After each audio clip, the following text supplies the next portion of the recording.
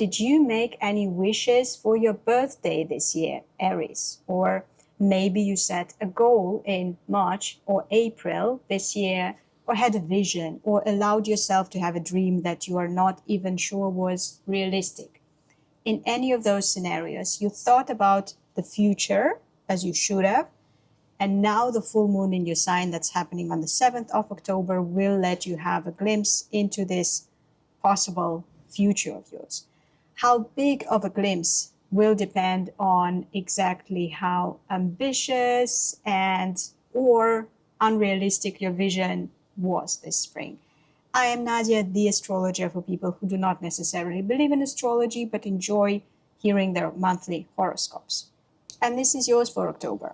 We'll get to the full moon in a moment, but let's start with a hardworking Mercury that in the first days of October is making a couple of useful aspects that may help you negotiate or renegotiate certain important expectations, boundaries, or dynamics in close relationships.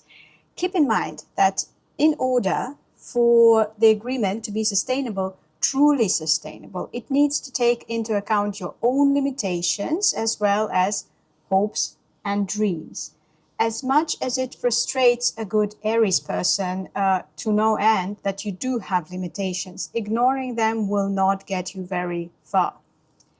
On the 6th of October, Mercury slips into the sign of Scorpio, where it gets deep and psychological. It's great to get into the mood for Halloween, but for you personally, the first days of Mercury in Scorpio may bring up some fears, or let's say concerns that have to do with the future.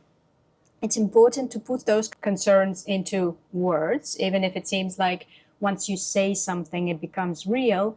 The way it usually works is unless you put something into words, it has more power over you. And once you put it into words, you can keep an eye on it better and interact with this thing on a more rational level. So do that. Put what makes you emotional into words. And this leads us to that full moon that's happening right in the very middle of your sign on the 7th of October. Full moons illuminate, and this one can make you more visible to the outside world as well as to yourself. You may use this lunar help to make an impression on someone, to give a presentation, or to be the center of attention for whatever other purpose you may have. But it's also nice to use this energy to reflect on how far you've come since your birthday and what resistance you had to deal with.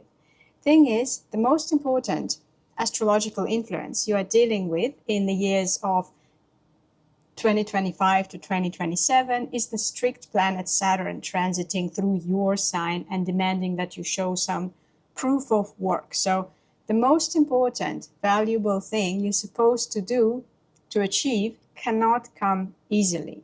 Now, I'm not saying that you will have to suffer. A lot of you may actually enjoy this demanding task that pushes you towards more structure, discipline, and purpose. But resistance is a necessary part of it. It's like when you go to the gym. One of my favorite memes of all time is this.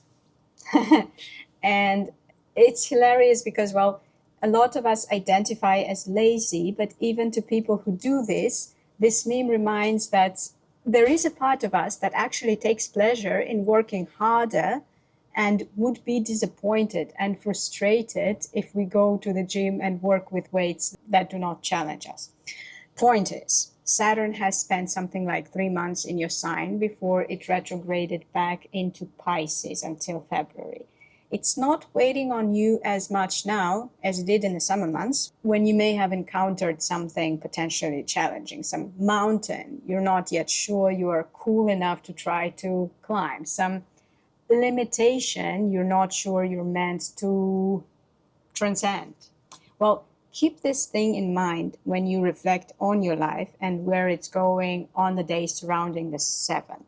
Saturn will enter your sign again in February, and you will have to embark on some Saturnian, or in other words, demanding journey. So now, with the full moon, when the attention is on you, but the pressure is temporarily lifted, you have a great opportunity to reorient yourself, to look at the mountains that surround you and think of which one of them looks more meaningful to you.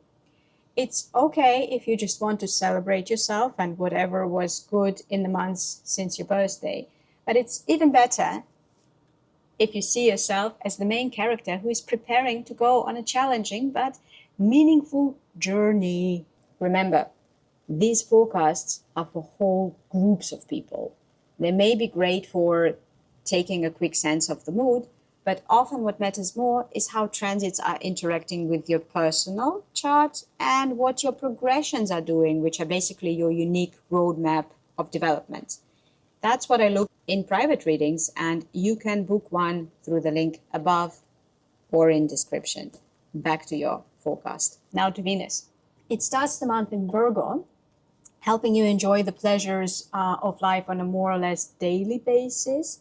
On the 14th of October, it moves into Libra, which is your area of important one-on-one relationships, where it will remain until the 7th of November. Planet of Love in the area of relationships is a good omen for those who want to enjoy the said relationships. It can help you in all kinds of ways. It can make relationships in general more attractive to you, so you're more likely to actually invest into them. It can help you meet someone attractive and not necessarily in a romantic way, although that's also possible. It can make people who you already are in a relationship with more sweet and loving, but possibly also more demanding, more hungry for love.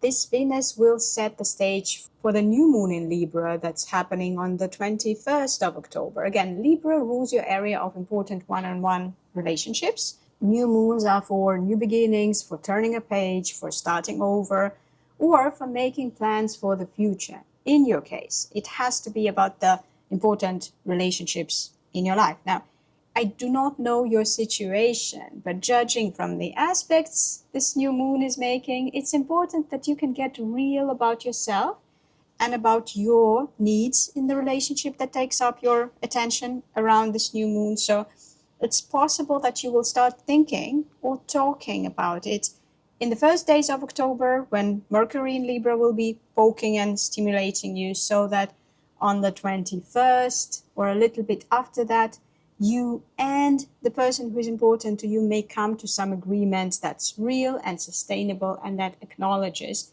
the humanity in both of you.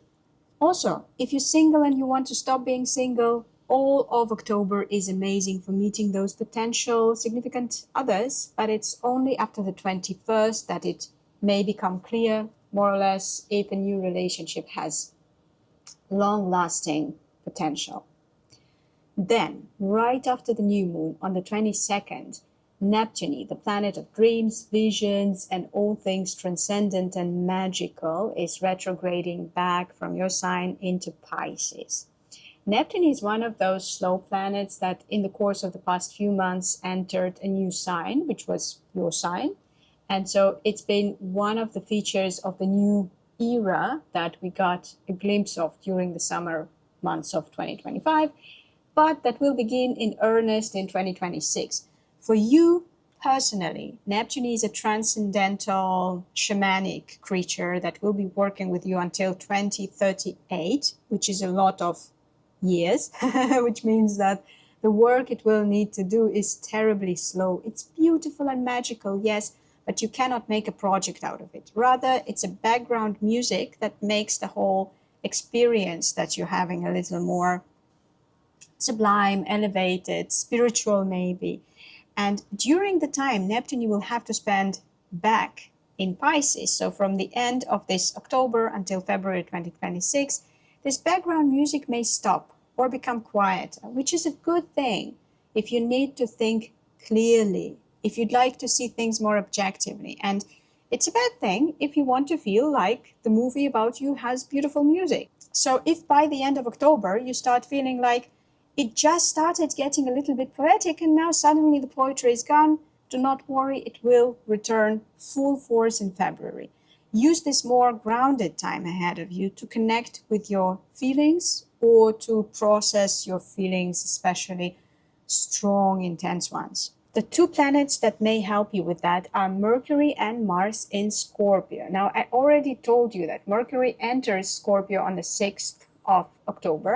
Mars, on the other hand, has already been there when the month started. Around the 20th of October, Mercury catches up with Mars.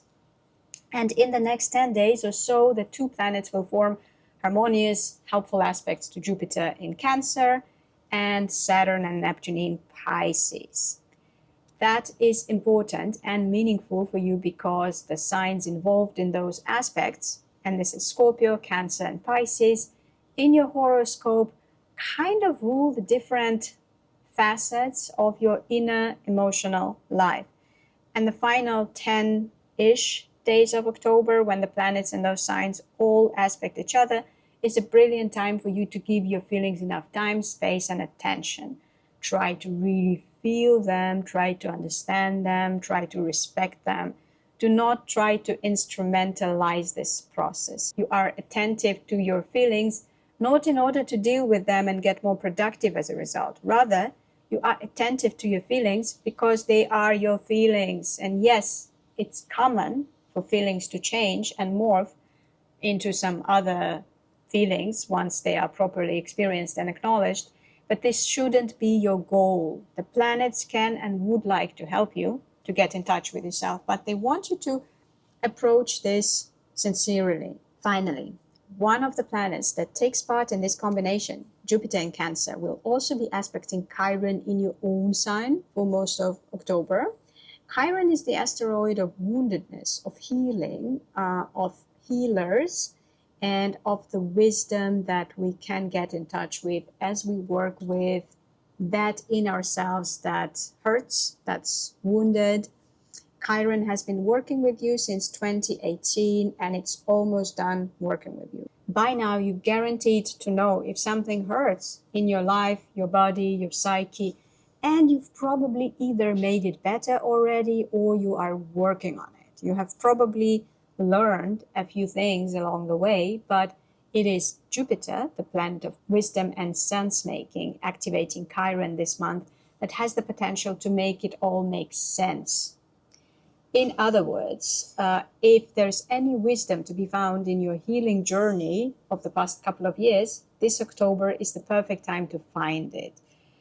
So to sum it up, this month, the attention is on you, but the pressure you have been feeling lately has subsided, which may give you the headspace necessary to really get in touch with your feelings and to invest either in finding a new relationship or in improving and deepening the ones you already have. I wish you to have a beautiful, heartfelt October, Aries.